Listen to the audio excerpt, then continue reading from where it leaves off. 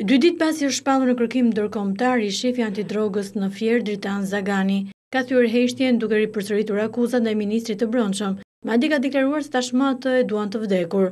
Deklaratat janë bërë në një të përditshme italiane, e cila i ka kushtuar një artikull i shefit antidrogës i arratisur. Gazetarët e Korrierës shkruajnë se takuan Zagani në një kamp në Zvicër, ku është strehuar pasi u arratis nga Shqipëria.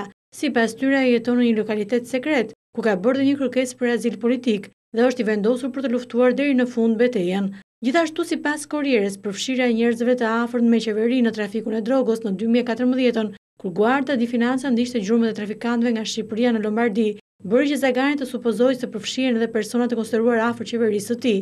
Zagani u ka thënë gazetarëve se gabimisht e kanë arrestuar për akuzën e abuzimit të detyrës dhe për nxjerrje të informacioneve sekrete, duke u dhënë italianëve dhe se ishte arratisur pasi donin ta vrisnin. I shefi antidrogës ka deklaruar se ka zgjedhur Zvicrën dhe jo Italinë, pasi në Itali mafia shqiptare është e fuqishme dhe mund të gjejë çdo kënd. E di se edhe në Zvicër vrasit janë duke më kërkuar, shprehet Zagani.